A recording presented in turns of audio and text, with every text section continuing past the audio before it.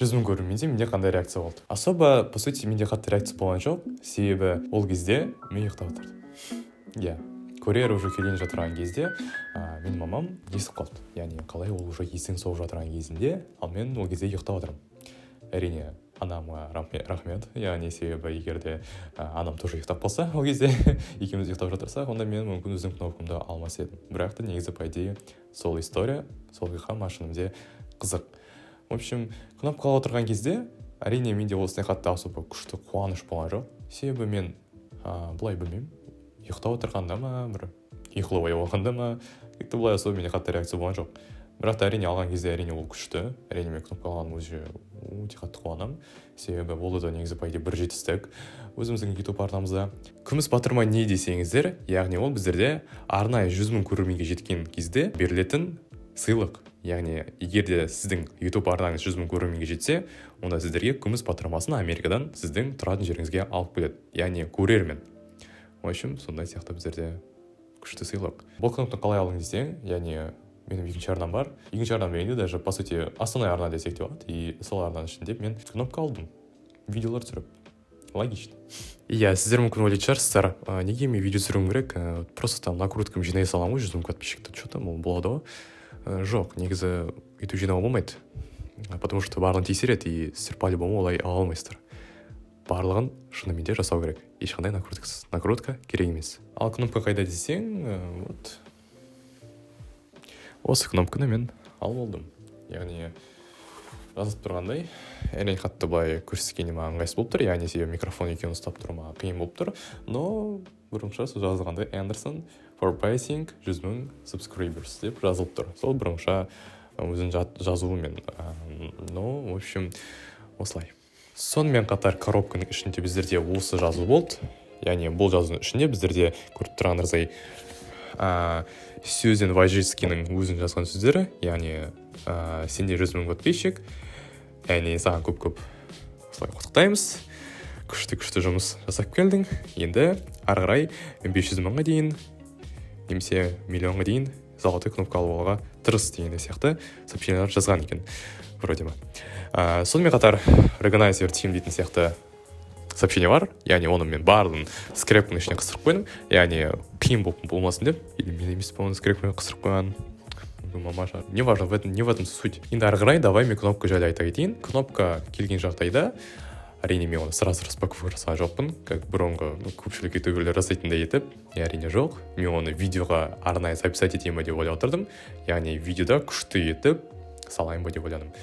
Әрине мен енді былай күшті видео жасала алмадым, себебі білмеймін, ол кезде зеленый фонның ішінде тұрдым. Қазір сіздерге мүмкін көрсетермін, видеода шығып жатқан шығар. Осы зеленый фонға түсіріп жатырдым, и және де как-то качество бізде онша емес болды. Хотя даже мен зеленый фонға түсірмеген сияқтымын, вроде бы мен оны көк фонға түсірген сияқтымын, сол ана артындағына. Но барлығын видеода көрерсіздер. Түсірген жағдайда әрине менде осындай более қалай айтсам болады, внимание болды. Именно, конечно, қазір күшті етіп распаковка жасау керек, күшті етіп жасап тастау керек, и содан кейін оны жақсы етіп монтаждау керек. Себебі именно блог и сондай осындай сияқты по типа видеоларда маған көбінесе монтаж керек болды.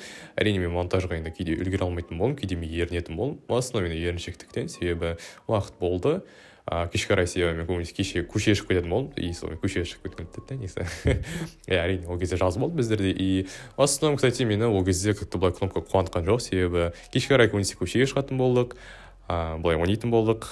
Көбісі енді мені кнопкамен құттықтады, яғни былай упоминать етіп, история столарына салып, типа құттықтаймыз, Эндерсон, сенде 100 000 подписчик, яғни көпшілік достарымды құттықтады 100 000 подписчигімен деп, кнопка алғанымен деп. 100 000-ға мен июльдерде жеттім, ал кнопканы мен бір айдан кейін алдым, августтарда, и сонымен қатар июльдің ортасында ма, сонда вроде мен галочка алған сияқтым. Кстати, июльде бізде тағы бір қызықты оқиға болды, яғни бір түрлі болып жүрдім, кейде настроение жоқ болып жүрді, и ит айқайлап отыр да. Бір секунд. Все, біз оралдық. Бірақ та қазір егер де мен ойланып жатырсам, қазіргіден келсек, мен қуанып тұрмын бұл кнопка алғаныма. Егер де мен августта қуанбасам, онда мен қазір қуанып тұрмын. Себебі қазір жайлап мен ойланып жатырмын, и жайлап, негізі по идее неге мен қуанбай жатырмын? Мен қуанып жатырмын негізі по идее, потому что мен кнопка алдым.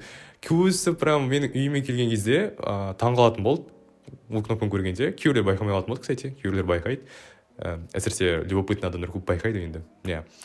Байқағанда әрине ұстағысы келіп тұрады. Мен әрине ұстатқызым келмейтін болды кнопкамды, себебі вообще мен оны тек, честно говоря, вообще сақтап жүргім келді. Вообще сындырғызбай, ешнәрсе, мен бірақ уже бір царапина бар сияқты кнопкамда. Походу мен оны бір рет құлатқан сияқтымын, егер де мен қателеспесем, или құлатқан жоқпын. Но вроде құлатпаған сияқтымын. Дұрыстап көрсете салайын. Мінекей біздің ютуб кнопкамыз қап-қараңғы болып тұр әрине. Көрінетін болар деп ойлаймын. Но ойланып жатырсақ, егер де мен мамам ұйықтап қалса, онда мен ол кнопканы ала алмайтын едім. И не болатынын содан кейін мен білмеймін. Әрине мен, может быть, содан кейін курьерге қайтып звондайтын болармын. Курьерлер еще мазондан жоқ, то что маған кнопка келгенін. И мен оны біліп бастадым мамам арқылы. Негізі білмеймін олай ма, не болатынын. Егер де курьер там сразу шыдай алмай кетіп қалса, сонымен қатар курьер ана жақта сразу мен мамам атып шыққан жоқ. Яғни курьер где-то білмеймін 5-10 минутта тұрған сияқты, есікті қағып.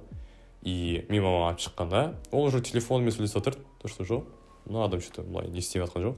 Дұрыс емес сияқты, дұрыс адрес емес сияқты, и лучше кетіп қалайын деп. И сразу анан айтты, то что жоқ, сіз қателескен жоқсыз, бұл шынымен біздің адресіміз. И сөйтіп, короче, кнопканы алып болды. Кнопканың енді әрине, конечно же, коробкасы болды. Оны бірақ біз уже лақтырып тастаған сияқтымыз. Әрине лақтырым келмеді оны мен. Но енді аналарымыз енді лақтырып тастайды енді әрине. Осындай жетістікке жеткеніміз үшін көп сіздерге рахмет. Әрине ең басымен Аллаға шүкір, Алла тағаланың арқасында, и және де сіздердің де арқаларыңызда, достар. Келесі видеоны қандай темада түсірейік, если что, закрепленный комментарийда бар. Қай идеяны сіздер көп қолдайсыздар, сол идеяны түсіретін боламыз. Ал жарайды, сіздермен болған мен Аслан Андерсон. Сау болыңыздар.